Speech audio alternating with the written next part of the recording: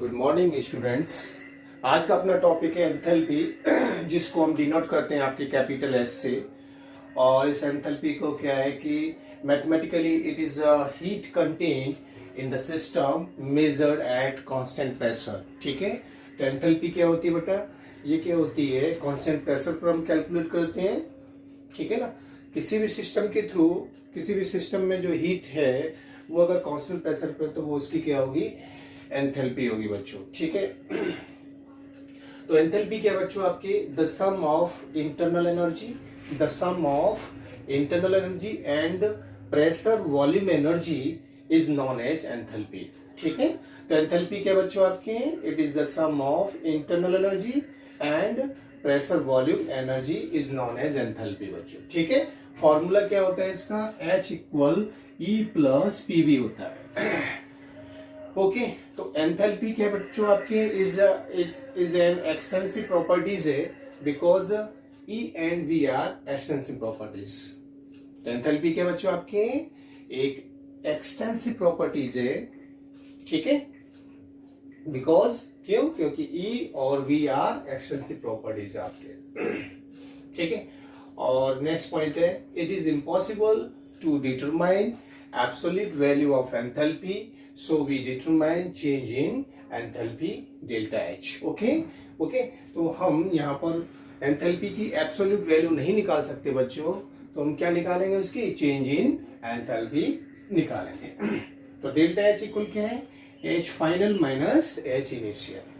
ठीक है, तो चेंज इन एंथैल्पी हम कैसे निकालेंगे? फाइनल एंथैल्पी में से इनिशियल एंथैल्पी को हम क्या कर देंगे बच्चों? माइनस कर देंगे, तो हम चेंज इन एंथैल्पी निकाल सकते हैं बच्चों। ठीक है, अब चेंज इन एंथैल्पी निकाल रहे हैं, तो इट मींस क्या है? ये फाइनल और इनिशियल पर डिपेंड कर रहा है, तो ये क्या होगा आपके बच्चों? एक स्टेट फंक्शन होगा। क्या होगा? State function.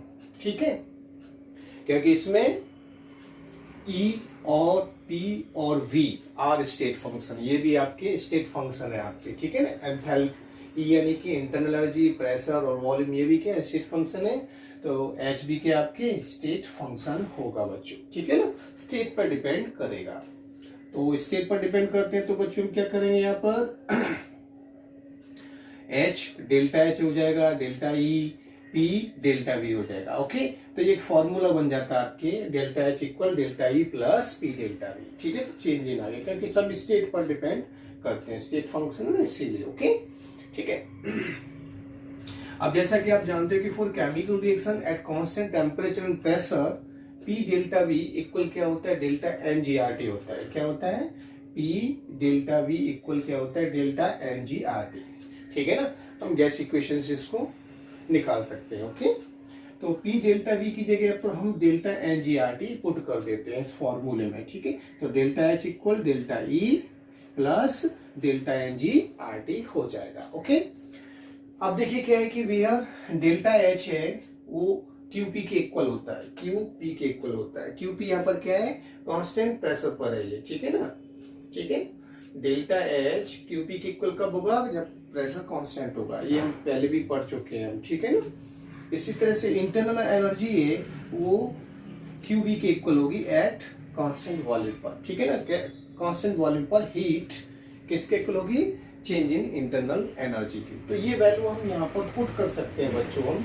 ठीक है ना, किस जगह? इस वाले फॉर्मूले डेल्टा H की जगह पर QP, डेल्टा E की जगह पर QB। ठीक है, तो फॉर्मूला क्या बन गया? QP equal QB plus delta NGRT। Okay, ये भी हो गया। इसको आगे ऐसे भी कर सकते हैं हम, QP इसको दे ले जाइए माइनस QB डेल्टा NGRT।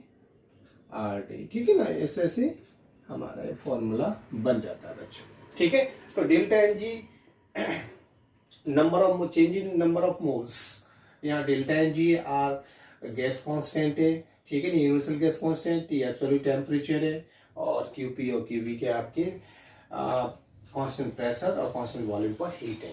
ठीक है बच्चों, तो आगे हम इनके अभी केस स्टडी करेंगे। ठीक है ना, ये फॉर्मूला कहाँ कहाँ पर आपके अप्लाई हो सकता है। ठीक है, तो अभी हम स्टडी करेंगे उसके बारे में। फिलहाल आप स्क्रीनशॉट ले लीजिए।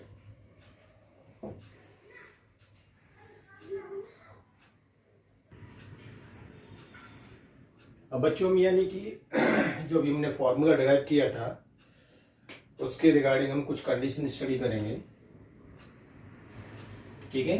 तो delta H equal delta E plus delta N G R T, ठीक है। इस फॉर्मूले के रिगार्डिंग कुछ कंडीशन स्टडी करेंगे। तो कंडीशंस यहां पर है आपके बच्चों, यहां पर कुछ पॉइंट्स हैं, जैसे कि मान लो का डेल्टा एन जी जीरो है, डेल्टा एन जी जीरो, ठीक है। तो डेल्टा एन जी जीरो है, डेल्टा एन जी जीरो होगा तो बच्चों ये पूरी वैल्यू जीरो हो जाएगी। तो देन तब क्या होगा, डेल्टा एच है change in enthalpy, change in internal energy के इक्वल होगी, ठीक है ना। चेंज इन एंथैल्पी है वो चेंज इन इंटरनल एनर्जी के इक्वल होगी, ठीक है। अगर केमिकल इक्वेशन स्टडी की जाए तो कौन सी केमिकल इक्वेशन हो सकती है इस केस में, आपकी जैसे एक एग्जांपल ले लेते हैं यहां पर H2I2 कन्वर्ट इनटू 2HI, ठीक है ना। इस इक्वेशन के केस में आपके क्या देखिए डेल्टा एन जी, देखिए डेल्टा एन जी हम क्या निकालते हैं, ये नंबर ऑफ मोल्स है इन गैसियस स्टेट, ठीक है ना। ओके, नंबर ऑफ मोल्स है किस कंडीशन में, गैसियस स्टेट में। तो यहां पर देखिए डेल्टा एन जी कैसे निकालते हैं हम, डेल्टा एन जी होता है आपके number of moles of product minus number of moles of reactant. कितने यहां पर प्रोडक्ट के मोल्स 2 और रिएक्टेंट के कितने 1 and 1 2 यानी कि 0। तो डेल्टा एन जी 0 इस रिएक्शन के केसेस में होता है, और इस रिएक्शन के केसेस में जो चेंज इन एंथैल्पी है वो किसके इक्वल होगी, चेंज इन इंटरनल एनर्जी के इक्वल होगी, ठीक है।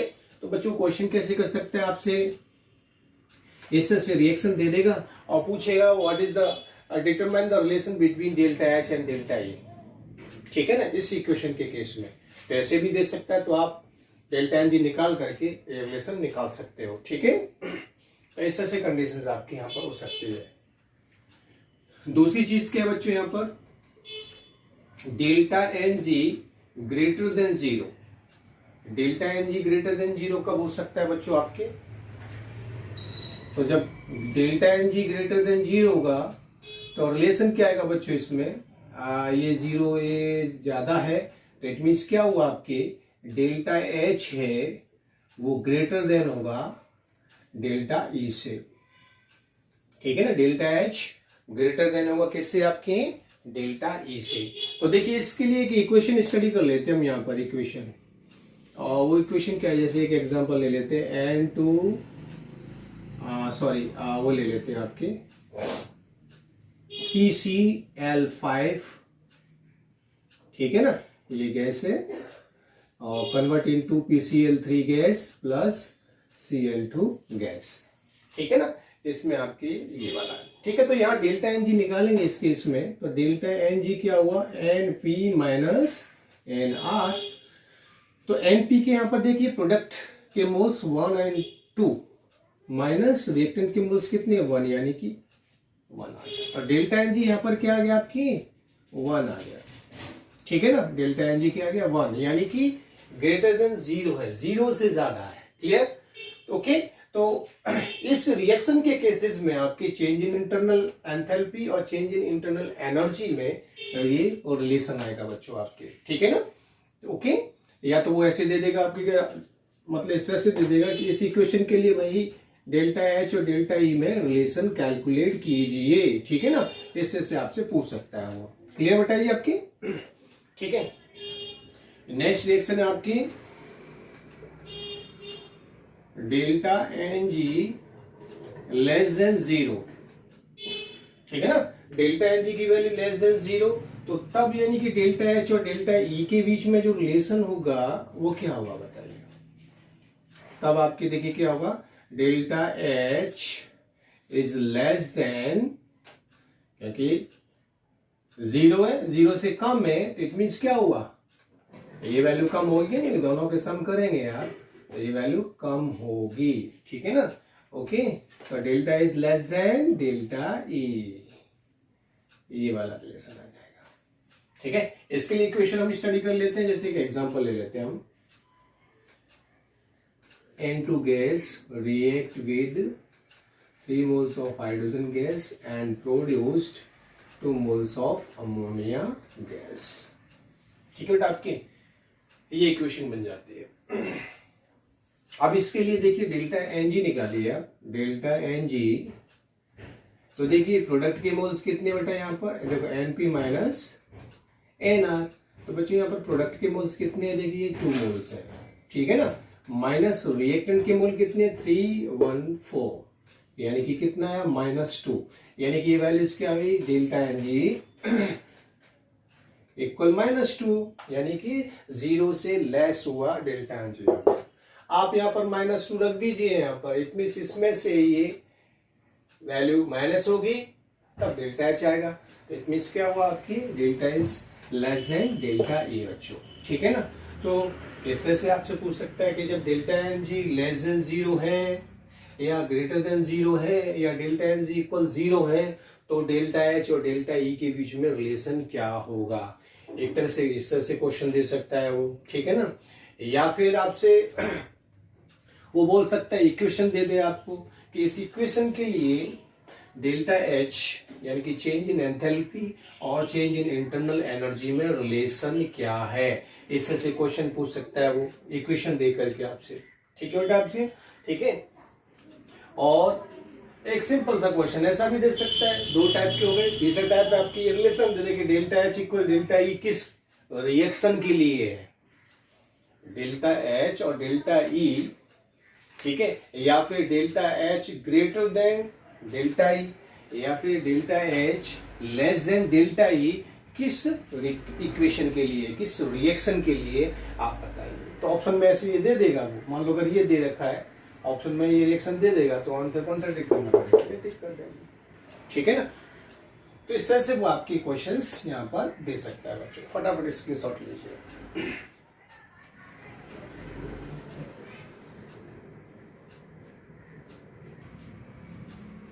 देखिए क्वेश्चन में कैसे दे सकता है आपसे, क्वेश्चन की प्रैक्टिस कर लेते हैं हम।